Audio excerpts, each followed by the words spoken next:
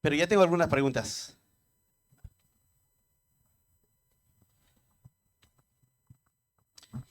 Estas preguntas son no de pastores, sino hacia los pastores. Eh, Bueno, la primera pregunta que tengo es la siguiente, y creo que esta pregunta van a ayudar a todos los que estamos siempre bajo autoridad, eh, por el aprecio que tenemos a nuestro pastor. Y la pregunta es, ¿cómo puedo ayudar a mi pastor sin pasar por su autoridad? ¿Cómo le puedo ayudar en su crecimiento a mi pastor sin pasar por su autoridad? Mm, Eso Bueno, fue una pregunta de los miembros que querían decir, ¿no? O sea, bien,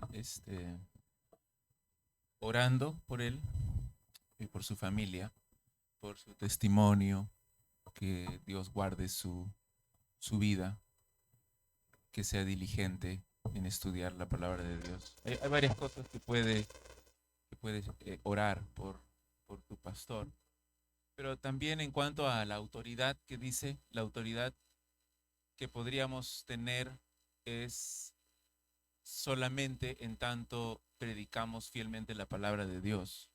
Yo no tengo autoridad en mí mismo, ¿no? Sino es la autoridad de la palabra de Dios cuando uno predica, enseña el mensaje. En ese sentido, los pastores somos seres humanos pecadores como cualquier otra persona, necesitados de gracia y necesitados de que nuestros hermanos nos digan las cosas que están mal en nosotros, si hay algún pecado, alguna ofensa, que puedan acercarse siguiendo los principios de Mateo 18, ¿no? De conversar en privado y exponer lo que hay. Y los pastores necesitamos tener, creo, humildad para recibir ese consejo o admonición o lo que sea que nos quieran decir y recibirlo con gracia y saber cómo responder. Si es necesario pedir perdón, hay que pedir perdón. Si es necesario arrepentirse de algo, hay que arrepentirse. Cambiar algo en mi conducta, en mi carácter, en algo que esté haciendo. Ser lo suficientemente humilde como para hacerlo, ¿no? Entonces, creo que es importante tener amigos. Yo he escuchado varias veces, a mí mismo me han dicho que no puedes tener amigos. Es difícil tener amigos en la misma congregación, que los amigos que debes tener están fuera de tu congregación y son otros pastores o personas que te conocen muy bien. Pero yo no estoy muy de acuerdo con eso. Creo que sí debemos tener amigos en la misma congregación, personas en las cuales confiamos y que nos conocen muy bien y nosotros les conocemos bien también y podemos abrir nuestro corazón delante de ellos, ¿no? Buenos amigos en Cristo. Sí. Puedo sumar, todo fue excelente la respuesta. Em, Algo que estoy viendo que Dios está haciendo en nuestro tiempo es que está trayendo un apetito a muchos jóvenes por crecer y poder ser útiles para la obra del Señor. Y hay muchas herramientas disponibles y hay una generación que viene avanzando con mucha fuerza. Y eso es algo muy precioso y a la vez trae sus desafíos. Uno de estos desafíos es que jóvenes que tienen herramientas, si no crecen también en su carácter a la par, pueden hacer mucho daño. Y parte de ese daño se ha hecho con jóvenes que no valoran su herencia espiritual, no respetan a hombres que han estado en el ministerio por muchos años, haciendo una labor muy sacrificada con la luz que tuvieron y que hoy han puesto las bases para que hoy la iglesia pueda seguir avanzando y madurando. Y entonces hay como una tensión entre estas dos generaciones, cuando en realidad el Señor ha traído a la iglesia nuevos dones y herramientas para la edificación, no para dividir o destruir las iglesias. El Señor me dio la gracia de poder tener un legado espiritual muy precioso y me dio también el desafío de poder entrar a un ministerio que ya tenía años y que estaba avanzando, pero en donde yo podía traer dones y herramientas que eran necesarias para esa etapa del ministerio. Y el Señor nos permitió con mi papá poder complementarnos de formas muy preciosas. Y en muchos aspectos creo que tuvo que ver con la madurez de mi papá y su paciencia con un joven impulsivo, y él muchas veces absorbió la atención, y un hombre humilde también no se va a sentir amenazado, sino que va a saber corregir y esperar y acompañar. Pero el Señor nos permitió crear una relación de respeto y de comunión y un complemento muy, muy valioso. Y eso ha traído el fruto en mi vida de que yo sigo aprendiendo de él. Él es mi mentor hasta el día de hoy, aunque hay hombres que me han enseñado mucho. No hay nadie que influencie más mi vida que mi papá. Aunque en algunas áreas, como la enseñanza, por ejemplo, el Señor me ha permitido influenciar su vida. Y en estos años él ha crecido aún mucho en los tiempos que hemos pasado y en lo que el Señor me ha permitido instruir a otros hombres y aún a él. Y entonces creo que lo que necesita la iglesia hoy en día es una actitud humilde, un amor real por la obra del Señor y la intención de edificar y cuidar nuestros corazones del orgullo. Entonces todo lo que dijo Daniel creo que se aplica, solo quería sumar eso. Y esta pregunta, segunda pregunta, va muy acompañado de esto porque es también de un miembro hacia la pregunta cómo está observando a su pastor, y pienso que lo hace por amor a su pastor. Dice, ¿cuán útil y necesario es la colaboración entre pastores, donde mi pastor está incluido, para su propia santificación? ¿Cuán útil es para este pastor, para mi pastor, que esté con otros pastores para su santificación?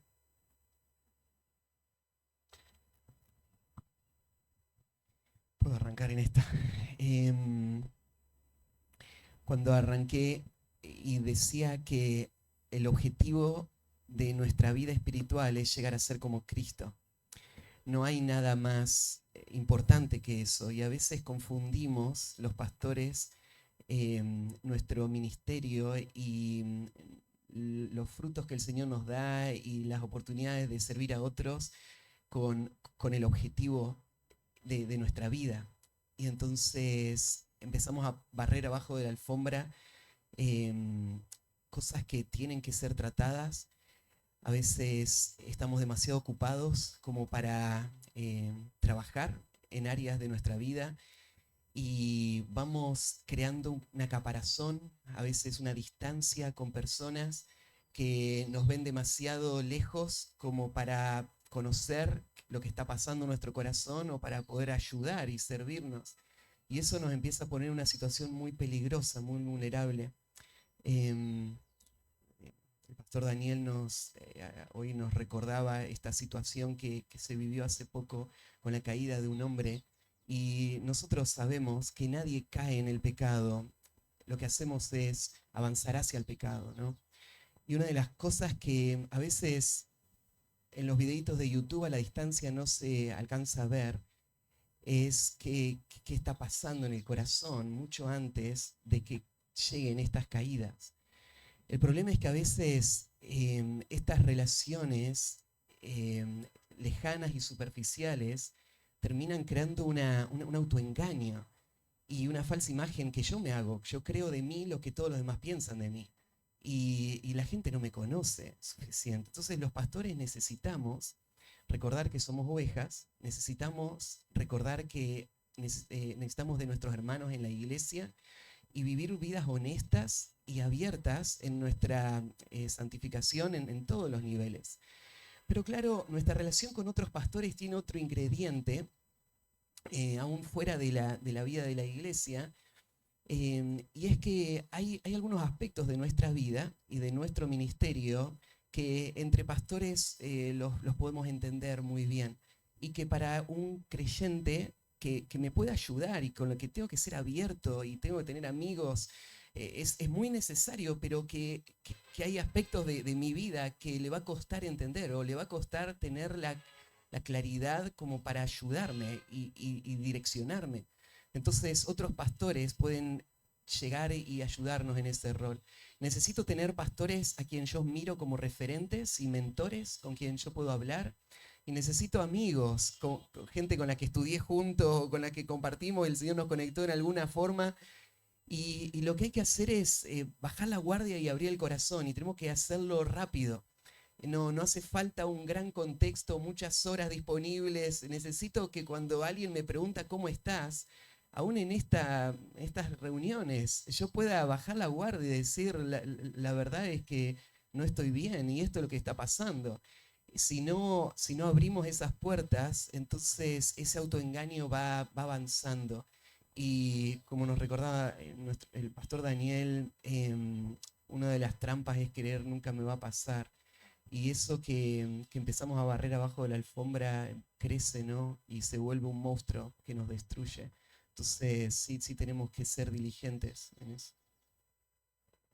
Sí, solamente ver el ejemplo bíblico de Pablo, de la gran cantidad de colaboradores que tenía, amigos con los que hacía juntos el ministerio.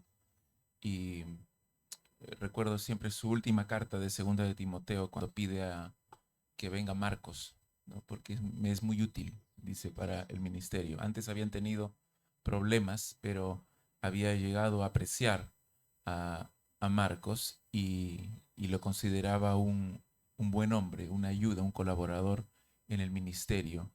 A Lucas le llama el médico amado. Entonces hay personas alrededor de Pablo que él ama, en las cuales él confía, y el propio Timoteo también procura venir pronto a verme. Le dice, ¿no? Quiero verte, quiero estar contigo y seguramente conversar y acerca de no solo del ministerio, pero su propia vida personal o lo que estaba pensando en ese momento. Entonces, creo que es importante tener personas así en nuestra vida, a las cuales podemos abrir nuestro corazón. Personalmente, tengo dos personas, dos hombres pastores así, que pasa algo, algún problema, alguna pregunta, alguna duda, que son las personas que llamo inmediatamente para conversar o pedir consejo o contar simplemente, ¿no? lo que está pasando. Antes, mi propio pastor también, él ya falleció, está en la presencia del Señor, pero también siempre era una persona que llamaba continuamente, visitaba para recibir algún consejo. Creo que es importante, ¿no? Muy importante en el ministerio. Sé que a veces el carácter de algunos no es tan sociable, ¿no? Algunos, mi propio pastor siempre me decía, yo podría vivir solo, ¿no? Ser un ermitaño, y a veces uno se identifica con eso también, pero creo que es muy importante tener personas en el ministerio con las que podamos conversar y compartir. Amén. Bueno, el miembro que preguntó, entonces cuando tu pastor te dice, estoy yendo a la comunión de pastores, ve, pastor, dile, ve. Haz buenos amigos, buenos compañeros. Los pastores necesitan tener esos amigos. Y los pastores que están acá, puedes observar amigos, o sea, compañeros, consiervos, donde puedes abrir tu corazón. Si no lo tienes, ahí empezó el peligro. No podemos caminar solos, necesitamos de otros. Y bueno, ahora viene la pregunta en cuanto a la predicación. La primera pregunta que tengo es, bueno, hay varias preguntas, pero quiero iniciar por acá. Dice, ¿la predicación expositiva aparece en el Antiguo Testamento? Tienen que esperar a la próxima predicación, porque ahí voy a dar los ejemplos. Pero hoy el pastor Daniel nos explicó el pasaje de Esdras 7:10, en donde lo usó como un ejemplo, pero hay un ejemplo claro de un hombre que está aplicando los mismos principios que nos dio Daniel, como la descripción de qué es predicar expositivamente. Y tal vez en Nehemías 8 hay un cuadro de cómo él lo practicó cuando en ese día histórico en donde Israel se congregó y Esdras sobre un púlpito abrió la ley y leyó, y los hombres que él había entrenado, hombres que estaban a su alrededor, le daban el sentido a las palabras de la ley, y Dios usó eso para traer ese gran avivamiento. Es un cuadro de cómo se ve, pero yo diría esto: cada vez que vos tenés predicación en las Escrituras, tenés predicación expositiva.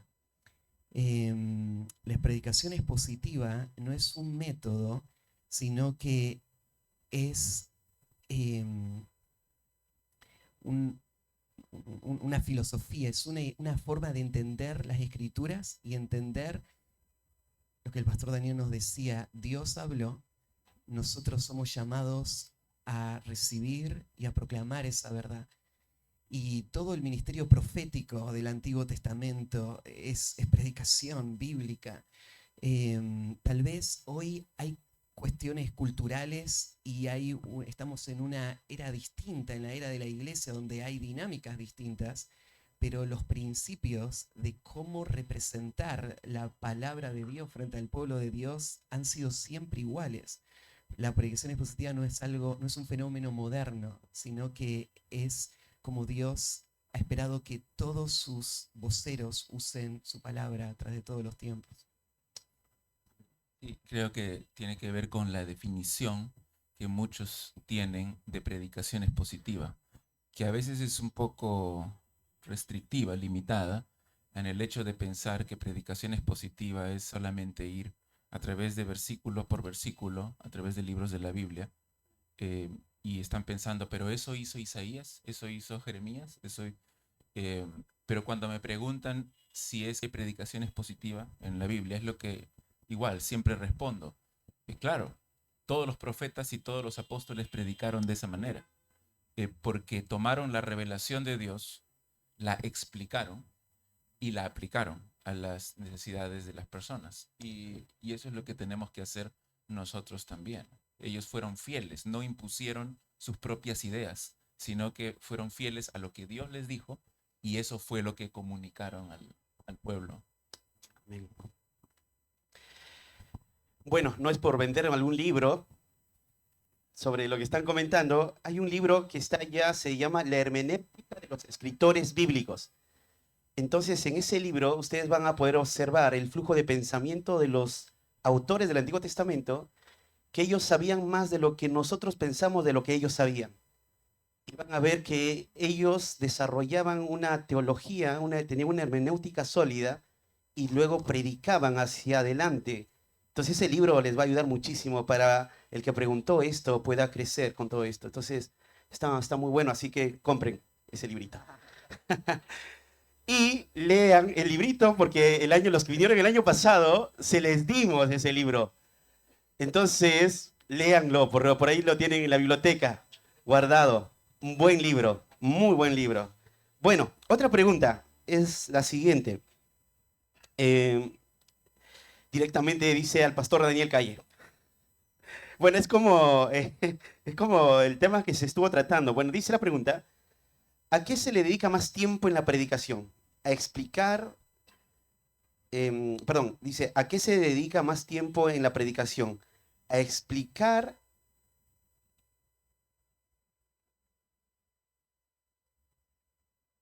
Bueno, lo voy a arreglar. Dice, a explicar o exponer el texto, o a la aplicación de la iglesia a la cual me dirijo. ¿A qué se dedica más tiempo en la predicación? ¿A explicar o exponer el texto, o a la aplicación a la iglesia a la cual me dirijo? Creo que la explicación. No hay una respuesta así monolítica, depende a veces del texto, depende de la iglesia o la audiencia a la que uno está predicando, pero creo que hay que explicar claramente el texto. En algunos casos eso nos demandará más tiempo que en otros casos. Estuve predicando a la iglesia hace algunos años, 2, 3 años, de Daniel, y había algunos pasajes que era casi pura explicación, porque hay que entender bien, especialmente en las profecías, qué es lo que está diciendo el profeta, ¿no? Y la aplicación era muy pequeña a veces. Entonces me parece que en general es más tiempo en la explicación, ¿no? Pero nunca hay que olvidarse de la aplicación. En la parte de la preparación del sermón hay que dedicar también bastante tiempo a pensar en formas en que se puede aplicar a la congregación los textos que estamos predicando. ¿Sí? ¿Se Sí, puede sí, sumar sí, algo? sí, Sí. sumar. Lo que hay que tener en mente es que el objetivo de la explicación es la aplicación. Entonces es interesante pensar que en el tiempo bíblico, cuando imagínate que vos estabas en Éfeso y decías, hermanos, el apóstol Pablo nos mandó una carta, vamos a leerla. ¿Te imaginás a alguien que se paraba y adelante y diga, bueno, esta palabra en el original significa tal cosa y en Éfeso la situación era así? Sería absurdo, ellos estaban ahí, entendían el contexto y no necesitaban explicación. ¿Y de qué se trataba la predicación en sí? Era aplicación, era exhortación, era instrucción. Yo conectaba estas verdades con todo el panorama bíblico, pero no hacía falta una carga grande de explicación. El objetivo de la predicación no es explicar. Explicamos simplemente porque queremos llegar a la aplicación y a que la palabra se entienda para que yo responda. Entonces, de acuerdo al pasaje y la necesidad, yo voy a dedicar más o menos tiempo, pero siempre pensando en ese objetivo a donde estoy dirigiéndome. Entonces, este sería. Gracias.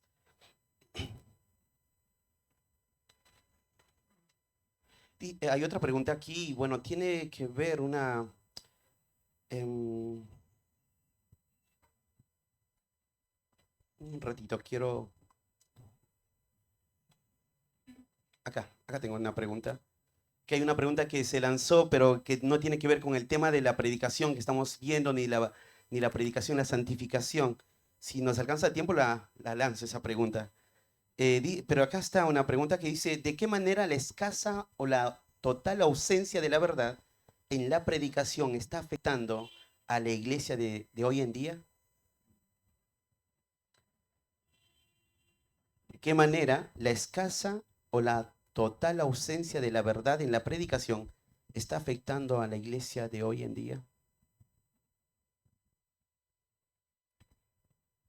Creo que toda deficiencia en las iglesias puede trazarse de alguna manera a una deficiencia en la enseñanza, porque la escritura es la herramienta que Dios usa para la santificación. Entonces, no se puede responder esa pregunta fácil, porque yo diría, todos los problemas que hay en la iglesia nacen ahí. Me acuerdo una vez que a MacArthur le hicieron una pregunta similar y él decía, es como cuando vos tenés las defensas bajas y te agarrás cualquier cosa que anda dando vuelta. La falta de instrucción bíblica hace que la iglesia en un estado de anemia espiritual sea vulnerable a toda clase de corrientes y falsas enseñanzas que van a atrofiar, van a frenar, van a hacer tropezar a la iglesia. Entonces, pienso hay muchísimas áreas. Yo he ido creciendo en la convicción y en la práctica de la enseñanza y he visto todo, he visto, ¿no es cierto?, el daño que hace un ministerio superficial en donde hay entusiasmo, hay amor, hay deseo, pero no hay profundidad. Uno tiene que observar con mucho dolor toda clase de problemas que van a llegar a ese ministerio. Entonces, lo que, lo que está preguntando, cómo está afectando a la iglesia en nuestro tiempo, pienso nuestro rol en llevar el evangelio al mundo entero, no tiene que ver con falta de recursos, no tiene que ver con falta de herramientas, o tiene que ver con falta de predicación bíblica que traiga en el corazón de los creyentes una visión de lo que es el reino y la salvación, que ponga en marcha esa obra, ¿no? Cuando pensás en la carnalidad de las iglesias y todo el tropiezo que es la iglesia para el mundo que observa, vos ves ahí en el fondo problemas, ¿no es cierto?, que en la santificación de la iglesia nacen ahí, en la falta de enseñanza. Creo que lo más grave, ¿no es cierto?, estamos viendo muchos falsos creyentes que están cegados a su propia condición. Entonces la falta de predicación hace que estas personas no sean confrontadas con su realidad espiritual y acallen su conciencia con solamente ritos religiosos o cosas que falsos maestros le han dicho. Y esto es trágico, porque esta gente va a estar en el infierno un día. Y entonces hay muchos problemas que vienen acompañados. Yo diría todos los que hay vienen de ahí.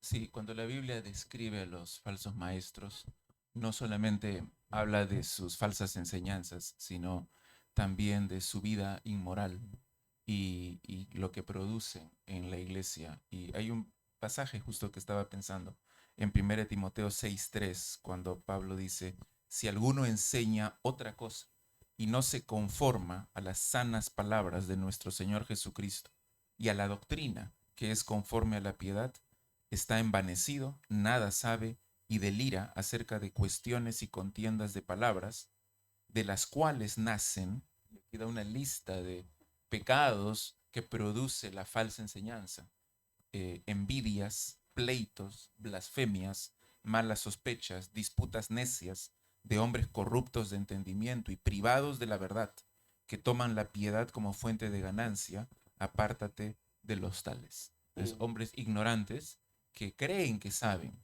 Es lo que dice en el capítulo 1 de Primera de Timoteo. Pablo los describe diciendo que se creen doctores, maestros de la ley, cuando en realidad no saben nada, y sus vidas corruptas muestran esta ignorancia también, y, y producen lo mismo en la iglesia, ¿no? Conflictos, peleas, eh, envidia, como dice aquí, y son hombres privados de la verdad. Eso es lo que ocurre cuando no se enseña, cuando no se predica la verdad en la iglesia. Entonces hay carnalidad, hay orgullo, hay ignorancia, hay todo lo malo que podemos ver en las iglesias nace de una predicación o de una enseñanza donde la verdad no está, sino que más bien está llena de, como dije, cosas secundarias, superficiales, asuntos de entretenimiento, autoestima, psicología, política, prosperidad. Entonces no está la verdad de la Biblia, y que no nos sorprenda lo que vemos en las vidas de los miembros. Wow, qué responsabilidad. Una gran responsabilidad. Hay una otra pregunta que dice, ¿es verdad que la idea del sermón debe salir del texto y no de nuestra mente? Pero si se diera el caso de que la idea de mi mente realmente cuadra con el texto, ¿sería correcto usarla? Excelente, ¿no? Que cuadre, pero en realidad no importa mucho, ¿no? Porque lo que importa es ir al texto y extraer del texto esa idea central. Y si yo estaba pensando lo mismo, qué bueno, pero no importa mucho en realidad lo que uno piensa, sino qué es lo que dice Dios en su palabra. Entonces yo puedo tener muchas ideas y en cuanto a, incluso en cuanto a series, de predicación o en cuanto a temas que quiero compartir con la iglesia, ¿no? Pero al final de cuentas, lo que importa realmente es lo que dice el texto. No está mal que yo quiera, porque veo algo específico en la iglesia, predicar de algunos temas específicos, eh, pero al final voy a someterme a lo que dice el texto de las escrituras, ¿no? Yo quiero predicar de la familia, por ejemplo, está muy bien, ¿no? Pero hay que ver qué dice Dios, ver los textos pertinentes y hacer la exégesis, encontrar la idea, y voy a predicar lo que Dios dice en su palabra de esos temas. Amén. Ujú.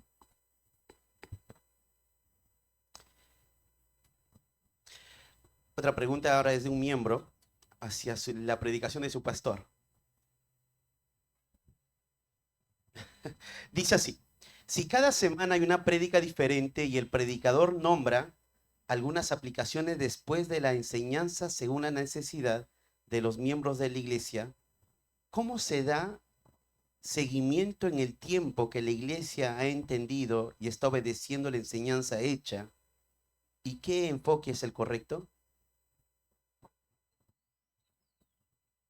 Si cada semana hay una prédica diferente y el predicador nombra algunas aplicaciones después de la enseñanza según la necesidad de los miembros de la iglesia, ¿cómo se da el seguimiento en el tiempo que la iglesia ha entendido y está obedeciendo la enseñanza hecha? ¿Y qué enfoque es el correcto? O arrancar. Y creo que esto es una deficiencia muy común, ¿no? Estamos dando un alimento, estamos haciendo exhortaciones, pero no estamos involucrándonos en la vida de la iglesia suficiente como para dar seguimiento y ver qué va a pasar con eso, ¿no? Y ayudar a la iglesia en esto. Y entonces, de forma inevitable, lo que vamos haciendo es crear una falsa imagen de que yo estoy creciendo y aprendiendo, pero ¿cómo se mide el crecimiento espiritual? No por la información que tengo, ¿no? Sino por cómo mi vida va siendo transformada a ser más como Cristo. Así que, bueno, este es uno de los grandes desafíos del ministerio pastoral. ¿Qué dinámicas vamos a tener en la vida de la iglesia para que lo que estamos recibiendo no termine en el domingo en la predicación, en el momento de la aplicación, sino que ese sea solamente el punto de partida para el crecimiento y la madurez? Y bueno, creo que Efesios 4 pinta un cuadro de cómo esto pasa, ¿no? Cuando el Señor dio estos dones a la iglesia, los dones de instrucción y de enseñanza, y termina el último, los pastores maestros, que equipan a los santos para la obra del ministerio. La iglesia debería estar entrenada a pensar de que lo que estamos recibiendo el domingo son las herramientas para poder edificarnos mutuamente. Entrenar a la iglesia en esto no es fácil, hay que ver cómo les ayudamos a bajarlo. Entonces, por ejemplo, en nuestra iglesia yo suelo escribir preguntas de reflexión, que hay alguien encargado de mandar, después que termine la predicación, el audio, el bosquejo y las preguntas de reflexión. Y animamos a la iglesia a que ese mismo domingo, cuando se juntan, charlen en familia y compartan sobre el tema del culto. Entonces, cuando llegamos a casa, mis hijos tienen sus libritos donde anotan lo que estuvieron escuchando y lo charlamos. Y en las reuniones caseras tomamos una media hora o 40 minutos para hablar sobre lo que se predicó el domingo y lo que las familias charlaron sobre las preguntas que se hicieron. Entonces, hay algunas herramientas que estamos tratando de usar para dar ese seguimiento. A veces también yo crecí con un concepto de discipulado que estaba muy ligado a un material. Y lo que tratamos de hacer es trasladar eso a ahora. El discipulado es entrar en la vida de otro y ayudarle a ser más como Cristo. Y lo que estamos escuchando son herramientas muy valiosas para hacer eso, ¿no? Entonces, le animamos a que lo que escuchan el domingo sean los temas de conversación en sus tiempos de discipulado, cuando se visitan en la semana. Entonces, en nuestra iglesia no se sigue un material en las visitaciones, sino que se conversan, en general, a veces se lee un libro junto con alguien, pero mucho es esto, son charlas sobre los temas que estamos estudiando juntos. No queremos que termine ahí en la predicación. Pero no sé, no es que hay un sistema, pero más bien hay una conciencia que hay que generar en la vida de la iglesia de que, bueno, ahora comienza la etapa más importante del sermón, que es no la aplicación que el pastor ofrece, sino la implementación práctica de la persona de esa verdad. Entonces, hay que lograr crear esa conciencia. Sí, lo que llamas conciencia le llamo como una cultura Bien, en la iglesia, una cultura de discipulado, una cultura de crecer juntos en la palabra de Dios. Entonces, hacemos algo parecido también los domingos en la noche con preguntas del mensaje de la mañana. Y, y todos salimos, creo, edificados, porque no solamente es lo que yo prediqué, expliqué, apliqué, sino que hermanos salen con ideas basadas en el texto y en lo que hemos conversado, muy buenas y aplicaciones que edifican eh, a otros hermanos también. Y sí, es una conversación bastante interesante, edificante, pero creo que es algo que se debe promover intencionalmente, ¿no? Y eso comienza con el pastor, con los líderes. eh, Conversamos cuando termina el culto de la mañana también. Uno puede ir por la iglesia y ve diferentes grupos y los hermanos conversando, y tenemos una pequeña estación de café, de refrescos, y ahí están conversando también, y conversando del mensaje o de otras cosas que han leído en su devocional. Y eso es, creo, una señal, un signo de salud espiritual, ¿no? Eso también creo es importante. Hay algunos... no se mide, como decía Matías, con la información que uno puede saber, pero sí con ciertas señales de salud espiritual que podemos ver en nuestra iglesia, ¿no? Así como en nuestros propios cuerpos. Seguramente nosotros no nos recordamos qué comimos hace un mes, ¿no? ¿Cuál fue el almuerzo del 10 de septiembre de este año? O del 10 de enero, o de hace un año. No sabemos, no nos acordamos, y los miembros seguro no se van a acordar de las cosas que hemos predicado y del título del mensaje y el bosquejo y de hace un mes o de hace 2 meses. Pero ¿cómo sabemos que hemos comido? Porque tenemos salud y hay ciertas evidencias de salud en nosotros. Y aunque no me acuerdo de todas las comidas que he comido, pero sé que he comido porque estoy saludable y tengo fuerzas. Igual es en el caso de la predicación, cuando tal vez no se acuerdan de todos los mensajes, pero si ellos están expuestos regularmente a la predicación y a la enseñanza de la palabra de Dios, eso va produciendo salud en ellos, va Amén. produciendo crecimiento espiritual, madurez, y eso se puede reflejar, se ve en la salud de la iglesia también, ¿no? Entonces creo que hay que seguir siendo fieles en la predicación, ¿no? Todos los domingos, todas las semanas, enseñar la Biblia, y uno va a ir viendo los frutos en las personas. Amén. Ujú. Bueno, creo que esto nos puede estar ayudando a los pastores que estamos teniendo ese rol de exponer.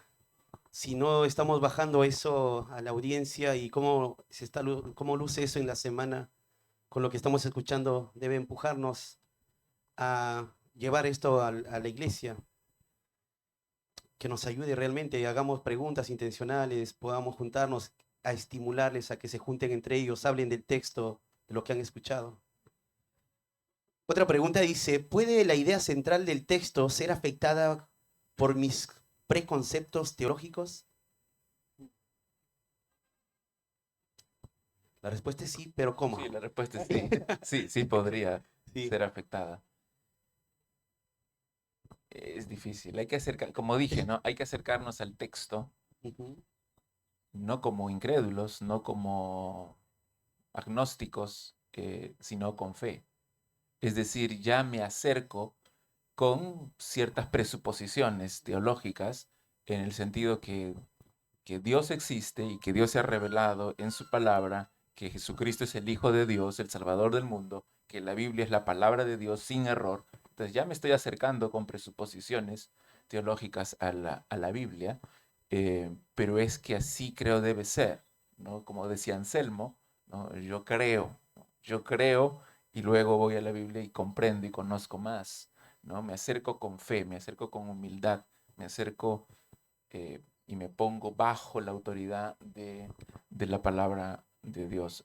Ahora, hay sistemas teológicos, hay diversas posiciones, textos que tienen diferentes interpretaciones, ¿no? Sistemas de interpretación. Y eso sí es algo que tenemos que tener cuidado, que no vaya a interferir con nuestro estudio del texto. El hecho de acercarme con humildad al texto significa que estoy dispuesto a ser cambiado por el texto, ¿no? A ser confrontado y transformado por el texto. Y tal vez hay algo que necesitaba refinar en mi teología o que incluso necesitaba cambiar. Eh, no creo que en algo grande, no creo que en algo, en una doctrina principal, porque entendemos las doctrinas esenciales de la Biblia, pero tal vez en algún punto menor, algún punto secundario que yo creía, pero que el texto me está mostrando que no es así, ¿no? Y es un estudio diligente y bastante humildad para eh, tal vez cambiar esa pequeña posición, ¿no? Sí, creo que eso es. Mm. Creo que ser consciente de ese peligro es un paso importante para poner advertencias cuando eso está pasando.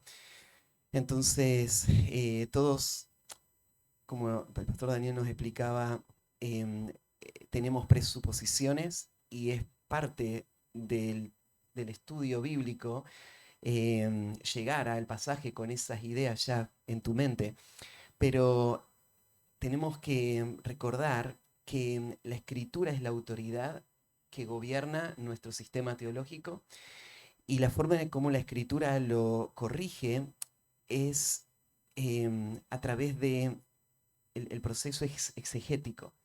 El proceso exegético también requiere que yo no traiga otros textos a este pasaje para interpretarlo, sino que solo en, en mi estudio de este pasaje pueda reconocer lo que este autor está diciendo en este lugar.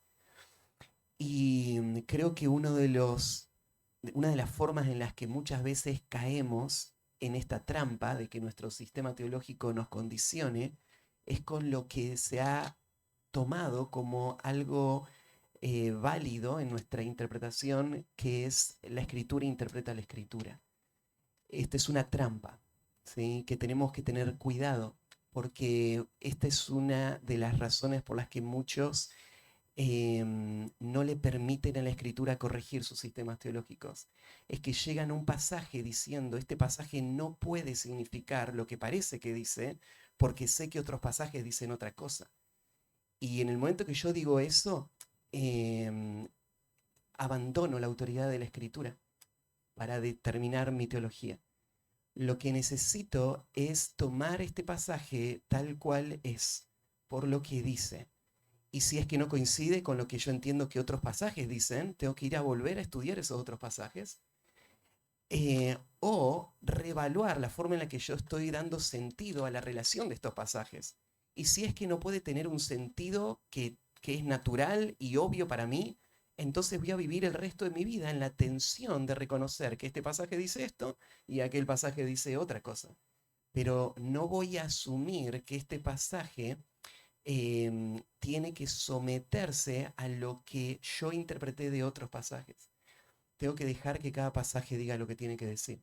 Entonces, si yo mantengo esa conciencia de que tengo el peligro de meter a este pasaje mis propias ideas y corro el peligro de aún usar la escritura para forzar este pasaje para que se acomode a mis ideas, eso me va a ayudar a lidiar con el texto y poder ser corregido por la palabra. Y todos estamos en proceso, nadie tiene una teología perfecta.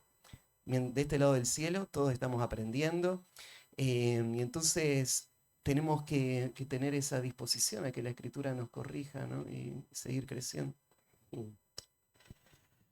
Bueno, parte de todo lo que se estaba hablando el año pasado se enseñó sobre esto, así que miren los videos del año pasado, de todo lo que se explicó ahorita en esta pregunta que se está respondiendo. Vamos a ir cerrando ya con dos preguntas. Una es, y algo más resumido, si pueden contestar esta pregunta es, ¿se puede predicar utilizando la tecnología, como por ejemplo PowerPoint, fondo musical, o diapositivas, etcétera? Pensé que iba a decir inteligencia artificial.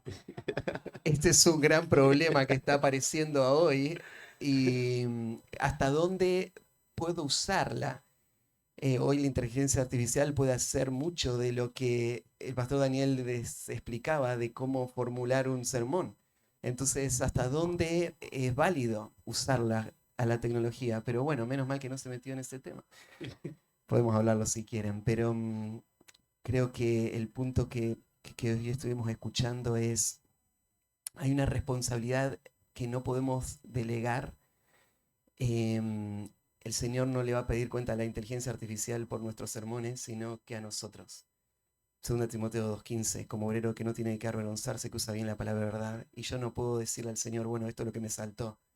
No, esto es lo que yo entiendo que significa el pasaje y esta fue la forma en la que yo lo prediqué. El Señor me va a pedir cuenta a mí por eso. Entonces debo ser muy responsable en todo el proceso. Puedo usar las herramientas, pero siempre llevando toda la carga de la responsabilidad. Entonces, aun cuando leo un comentario, la credibilidad que le doy a ese comentario también es parte de lo que voy a rendir cuenta al Señor un día. Así que tengo que evaluar todos los factores. Y después, en el uso de la tecnología, tenemos que recordar que, aunque parece arcaico, Dios eligió un libro para comunicarse con nosotros y no un video. El libro nunca va a pasar de moda y el libro no tiene imágenes. ¿Está mal usar un PowerPoint? No, pero no está ahí el poder para la transformación del corazón. Dios eligió la escritura y la proclamación oral de la escritura. Entonces, mientras no comprometa eso, lo demás es periférico, opcional. Si creo que ayuda al objetivo, entonces lo puedo usar, si no distrae. Y sobre todas las cosas, si no comunica a la audiencia que ellos están en control. Entonces, si yo digo, bueno, la gente hoy es más visual, así que necesita una referencia visual y por eso se la doy. Entonces ahí lo que estoy haciendo es acomodar los principios que Dios nos dio en la Escritura en cuanto a la transformación del alma a preferencias que están condicionadas culturalmente. Y entonces yo no voy a dejarme llevar por eso. Yo voy a confiar en los métodos de Dios y usarlos. Pero si pienso que sirve, entonces cada uno tiene que usar su propio criterio. Estamos usando un micrófono, ¿no es cierto?, para que escuchen mejor. La tecnología es útil. Pero bueno, tenemos que tener cuidado porque vamos a rendir cuenta al Señor por esto.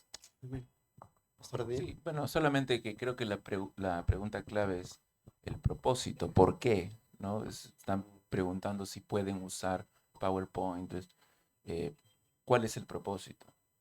Creo que la respuesta a esa pregunta ayuda a tener claro si puedo o no puedo. Y también en cuanto a la definición misma de predicación, en mi caso particular, lo que dije fue que para mí predicar y enseñar no es exactamente lo mismo. Hay una distinción en cuanto a la predicación, es la proclamación de la palabra de Dios. En mis clases, en el seminario, en la escuela dominical, he usado PowerPoint varias veces, ¿no?, para ver algunas definiciones o aclarar algunos puntos o algún mapa ¿no?, o una línea del tiempo, y creo que es totalmente válido. En la proclamación, a mí personalmente yo no uso PowerPoint, ¿no? Y varias veces me han preguntado, cuando me han invitado a conferencias, pastor, su PowerPoint para... No, no tengo. Así va a predicar, me dice. Y sí, yo siempre he predicado así, porque es la proclamación del mensaje de la palabra de Dios que transforma vidas, ¿no? Y pienso siempre, ahora lo mencioné de pasada nomás, pero pienso siempre en ese pasaje de Primera de Corintios 2, cuando Pablo dice, me propuse predicar a Cristo crucificado, no con sabiduría de palabras, ¿no? No con la sabiduría del mundo, sino solamente con temor, con temblor, ¿no? Y en el poder del Espíritu Santo. ¿Y para qué? Para que la fe de ustedes no esté puesta en la sabiduría del hombre, sino que esté puesta en Dios. Entonces creo que al momento de predicar la palabra de Dios, nos ponemos en el púlpito, abrimos la Biblia y, como dije, decimos lo que Dios dice, ¿no? Amén. Y eso es esa es nuestra responsabilidad. Somos heraldos del Rey. Amén. Ujú. Entonces, salvando todo lo que se está diciendo, cuando tu pastor use PowerPoint el día domingo, por favor, no le digan nada, tranquilos con el pastor. Bueno, la última pregunta es, ¿qué recursos pueden darnos para poder crecer en aprender a predicar expositivamente? ¿Dónde están esos recursos? Los libros que le estamos dando cada conferencia es parte. Ahora sí, los pastores. Pueden venir a estudiar el CCP o tomar, los pastores pueden tomar clases a distancia por Zoom y hay una serie de materias, por lo menos 6 o 7 materias, todas dedicadas a fortalecer este área. Entonces pienso que ese sería un recurso. Hay muchísimo material disponible y creo que no tenemos excusa, no es falta de recursos. Creo que una conferencia como esta lo que hace es afirma el corazón en esta prioridad y de ahí es salir a buscarlos, ¿no? Y usarlos. Yo he aprendido mucho de libros. Creo que he aprendido muchísimo también de modelos, de personas que con los pasos de los años he observado y he sacado cosas que me han ido aportando mucho. Entonces, en una conferencia como esta, no solamente estás aprendiendo en cuanto a la predicación, estás aprendiendo de predicadores. Entonces, tenés que tomar nota de eso, ¿no? Y tenés que pensar cómo se ve reflejado lo que estamos explicándoles. Y de ahí hay buenos recursos. Entonces, escuchar buenos predicadores con regularidad también es una buena disciplina. Y tenemos muchas herramientas también, si es que en tu contexto inmediato no están, no están los predicadores que más pueden modelarlo. Entonces hay buenos audios, videos en donde se pueden ver a hombres en acción haciéndolo. Y bueno, les animo a tomar todo, todo lo que puedan. Sí, hoy hay muchas herramientas para hacerlo. Sí, básicamente es lo mismo de escuchar.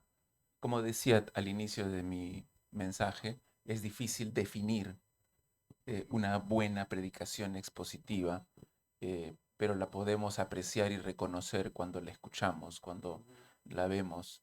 Eh, entonces hay que escuchar buenos sermones, buenos predicadores, no imitar, ¿no? A veces hay esa tentación también de imitar gestos, personalidades, formas, estilos de predicación de los grandes predicadores.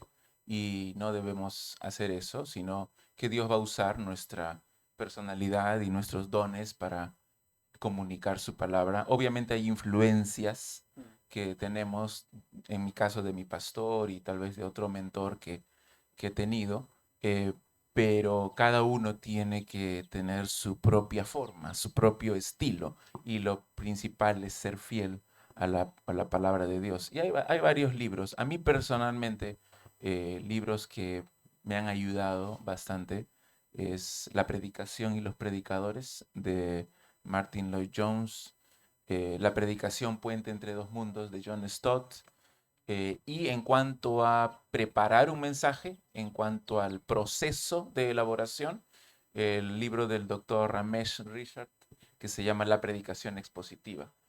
Hay otro libro que tiene un método muy similar, que también es bastante conocido, La predicación bíblica de Haddon Robinson, que son unos libritos de esos verdecitos de FLET, ¿no? La Facultad Latinoamericana de Estudios Teológicos.